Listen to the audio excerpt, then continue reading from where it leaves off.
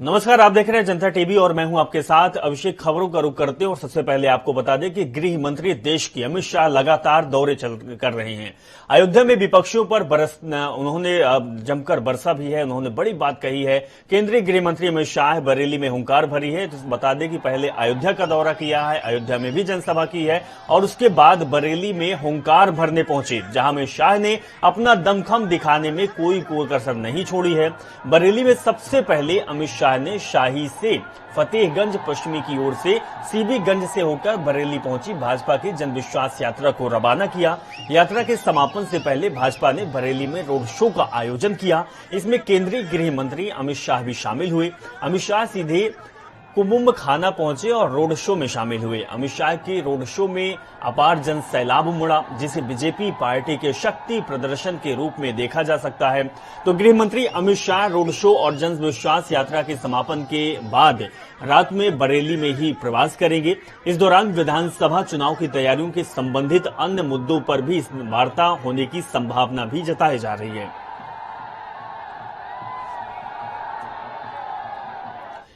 वहीं इससे पहले अमित शाह आज रामनगरी अयोध्या का दौरा किया। अयोध्या पहुंचने पर अमित शाह ने सबसे पहले सबसे बड़े हनुमानगढ़ी और रामलला के दर्शन किए। अमित शाह के प्रभु श्री राम की विधि विधान से पूजा अर्चना की। इसके बाद गृह मंत्री राम मंदिर निर्माण स्थल का भी निरीक्षण किया। इस दौरान उन्होंने ट्रस्ट के पदाधिकारियों के साथ मुलाकात कर निर्माण कार्य की जानकारी ली। अमित शाह ने मंदिर में साधु महात्माओं से भेंट कर उनका सम्मान किया और उनसे आशीर्वाद प्राप्त किया। तो आपको बता दें कि अयोध्या में आज अमित शाह ने भगवान की पूजा अर्चना की है। इसके बाद जो राम मंदिर का काम चल रहा है उसका भी जायजा लिया है और पदाधिकारियों से बातचीत की है। कन्नौज में इत्र कारोबारी पीयूष जैन के यहां जीएसटी इंटेलिजेंस की छापेमारी के बाद अब कन्नौज के दो बड़े इत्र कारोबारियों के यहां आयकर विभाग ने छापा मारा है। शहर के छिपट्टी मोहल्ला निवासी इत्र कारोबारी और सपा एमएलसी पुष्पराज जैन पंपी के घर और कारखाना पर आयकर विभाग ने दबिश दी है और छापेमारी की है। पुष्पराज जैन ने समाजवादी इत्र बनाया था, वहीं पीयूष जैन के यहां छापेमारी के दौरान उनका नाम उछला था। इत्र कारोबारी एस मोहम्मद याकूब के यहां भी आयकर विभाग की टीम पहुंची है। आयकर विभाग की यह छापेमारी पुष्पराज जैन के कन्नौज, कानपुर, लखनऊ, मुंबई और आगरा के ठिकानों पर चल रही है। तो हाथरस में भी इनकी फैक्ट्री पर छापा पड़ा है, ये भी जानकारी सामने आई है। तो चार तस्वीर हम आपको दिखा रहे हैं कानपुर, कन्नौज, लखनऊ और हाथरस की। इन जगहों पर आज आईटी विभाग की छापेमारी पड़ी है। हम आपको यह भी बता दें कि इससे पहले कानपुर में आईटी की विभाग की टीम ने बड़ी छापेमारी में करोड़ों की संपत्ति जब्त की है। उसके बाद इत्र कारोबारियों पर नकेल कसने के लिए लगातार छापेमारी का दौर चल रहा है। चार तस्वीर आपकी टीवी स्क्रीन पर। कानपुर में भी छापेमारी की तस्वीर है, वहीं कन्नौज और लखनऊ के साथ हाथरस में भी आज आईटी की छापेमारी कार्रवाई चली है और इसके साथ ही कई और शहरों में, कई और ठिकानों में भी छापेमारी की कार्रवाई की गई है। समाजवादी पार्टी के राष्ट्रीय अध्यक्ष अखिलेश यादव कन्नौज में पूर्व निर्धारित प्रेस कॉन्फ्रेंस की। इस दौरान उन्होंने कहा कि समाजवादी पार्टी के लोगों के यहां तय छापे थे। उन्होंने भाजपा पर सरकारी विभाग के दुरुपयोग का गंभीर आरोप लगाया है। अखिलेश यादव ने कहा है कि सरकारी मशीनरी का दुरुपयोग तो बीजेपी की आदत सी हो गई है। जहां पर चुनाव होता है वहां पर छापा मारने की कार्रवाई चालू कर देते हैं। उन्होंने भी कहा कि कन्नौज और पास का क्षेत्र समाजवादी पार्टी का गढ़ है। बीजेपी का प्रयास है कि यहां के लोगों को परेशान करे। यहां पर इत्र का व्यापार सैकड़ों साल पुराना है, इससे लोगों को रोजगार और व्यवसाय भी मिल रहा है। इधर लगातार पिछले कई दिनों से और पिछले महीने से ये सूचनाएं आ रही थी कि समाजवादियों के ऊपर छापे पड़ेंगे। कई बार अखबारों में भी छोटी छोटी बड़ी बड़ी खबरें पढ़ने को मिलती थीं कि समाजवादी लोगों के यहां छापे पड़ेंगे। और इधर 2 हफ्ते से लगातार देख रहे हैं कि समाजवादी पार्टी से जुड़े हुए लोगों के ऊपर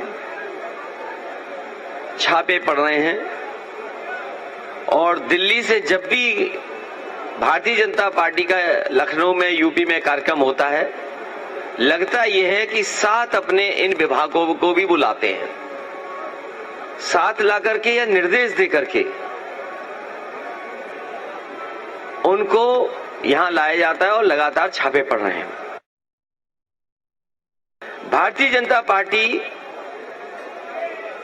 ने केवल कन्नौज का एक काम नहीं रोका है। यहां जितने भी समाजवादी सरकार में काम हो रहे थे वो सब काम रोक दिए।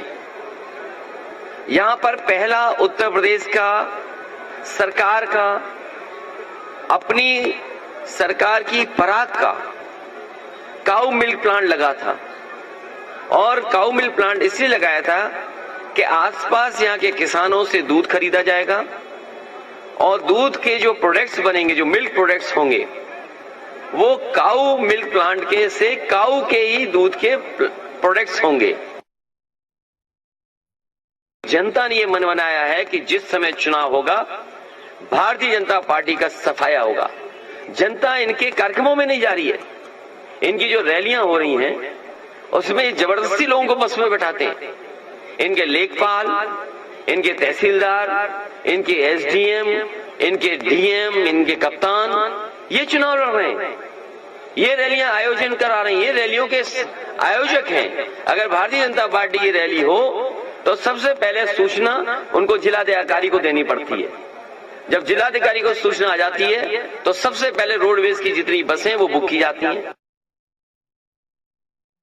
एबीसीडी सिखा रहे हैं, बता रहे हैं। अरे भाई एबीसीडी तो किस क्लास में सिखाई जाती बताओ आप? ये बताओ केजी की पढ़ाई पढ़ने आए हैं क्या यहाँ यूपी में? इसका मतलब इन्होंने बचपन में कोई पढ़ाई नहीं की है।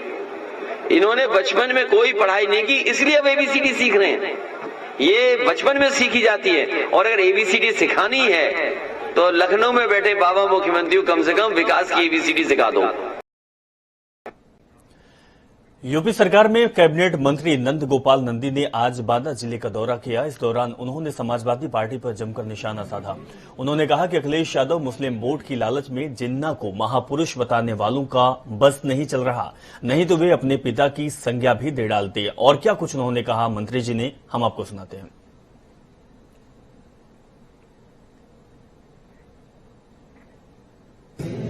इसी तरह से जिन्ना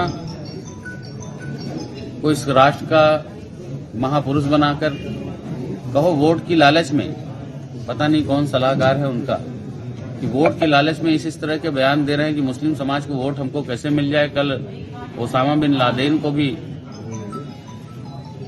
अपने पिता की संज्ञा दे सकते हैं या इस राष्ट्र के पिता की संज्ञा दे सकते हैं। उनकी उत्तर प्रदेश के नवनियुक्त मुख्य सचिव दुर्गा शंकर मिश्र ने कार्यभार ग्रहण करते ही मेरठ दिल्ली रैपिड रेल को लेकर बड़ा ऐलान कर दिया है। उन्होंने कहा कि दिल्ली मेरठ के बीच रैपिड रेल कॉरिडोर का काम तेजी से चल रहा। अप्रैल 2022 में ट्रायल हो जाएगा, दिसंबर तक ट्रेन का संचालन शुरू हो जाएगा। आपको बता दें कि प्रदेश के नए मुख्य सचिव दुर्गा शंकर मिश्रा इससे पहले केंद्रीय शहर विकास मंत्रालय के सचिव पद पर तैनात थे। उनके पास एनसीआरटीसी के चेयरमैन का भी दायित्व था। सचिव और चेयरमैन के नाते 10 जुलाई को उन्होंने दिल्ली से मेरठ तक 82 किलोमीटर की यात्रा सड़क मार्ग से करते हुए रैपिड रेल का जायजा लिया था। तब उन्होंने घोषणा की थी कि 2023 में रैपिड रेल चालू हो जाएगी।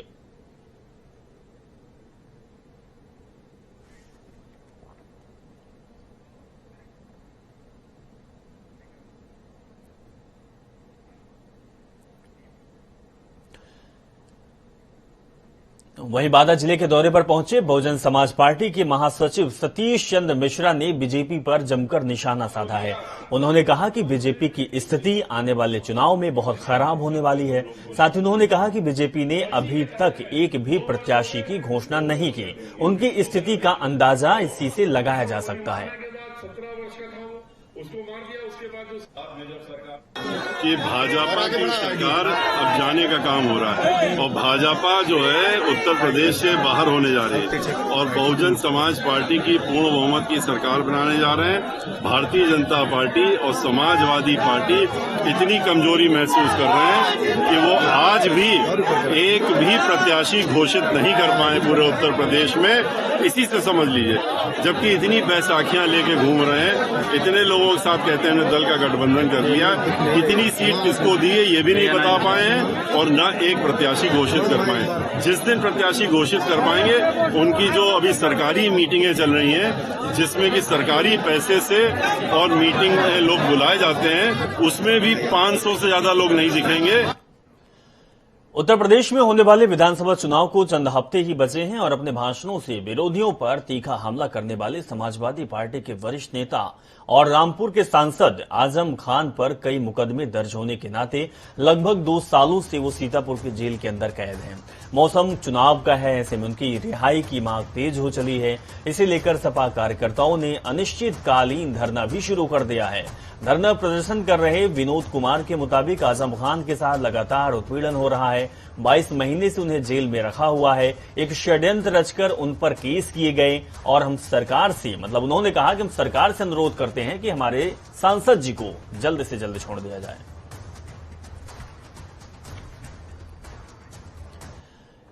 मिर्जापुर से खबर है, आज 9 साल की मासूम लड़की के साथ हुए गैंगरेप के बाद उसकी हत्या मामले में शहर से कैंडल मार्च निकाला गया।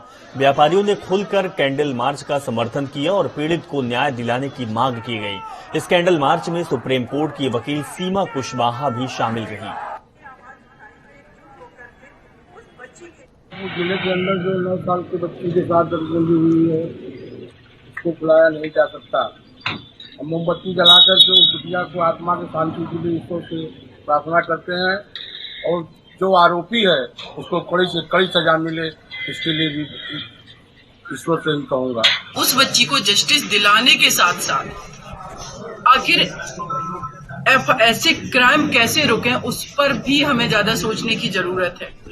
इस केस में भी अभी मैं मिलकर के आई हूँ, यहाँ पर सीओ सिटी से मैं मिली हूँ, यहाँ पर जो ऑफिसर्स हैं उन लोगों से मिली हूँ, जो कंसर्न ऑफिसर हैं जो इसमें इन्वेस्टिगेशन कर रहे हैं, उस इन्वेस्टिगेशन को लीड कर रहे हैं, उन ऑफिसर से मिलकर के आई हूँ।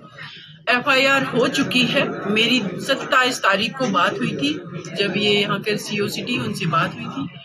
उनसे मैंने जब धाराएं पूछी दिल्ली से, उनका कहना था 376, 302 IPC और हमने पोक्सो एक्ट की धारा लगाई हुई। तब तक इसमें गैंग रेप की धारा नहीं लगी थी, 34 IPC नहीं लगी थी, क्योंकि इसमें एक से ज्यादा अगर व्यक्ति हैं किसी भी ऐसे क्राइम में तो उसमें गैंग रेप की धारा लगती है। उत्तराखंड विधानसभा चुनाव 2022 बेहद नजदीक है और प्रदेश में किसी भी वक्त आचार संहिता लग सकती है। इसी को देखते हुए धामी सरकार की साल की आखिरी कैबिनेट बैठक आज संपन्न हुई। मुख्यमंत्री पुष्कर सिंह धामी की अध्यक्षता में हुई मंत्रिमंडल की बैठक में 26 प्रस्तावों पर मुहर भी लग गई। वहीं पुलिसकर्मियों की लंबित मांग 4600 रुपए ग्रेड पे मामले पर सीएम में अधिकृत रहेंगे। इसके अलावा होम स्टे पर भी रोड मैप तैयार किया गया है। इसके साथ ही कई और मामले पर भी आज बातचीत हुई है और प्रस्तावों पर मुहर लगी है। उत्तराखंड के मुखिया पुष्कर सिंह धामी आज हरिद्वार दौरे पर रहे। शाम के समय हरिद्वार पहुंचे मुख्यमंत्री पुष्कर सिंह धामी ने ऋषिकुल आयुर्वेदिक कॉलेज पहुंचकर स्वतंत्रता का अमृत महोत्सव के मौके पर कॉलेज ऑडिटोरियम में आयोजित संवाद कार्यक्रम में शिरकत की। इस दौरान कार्यक्रम में भारी संख्या में साधु संत और सामाजिक संगठनों से जुड़े गणमान्य जन प्रबुद्धजन उपस्थित रहे।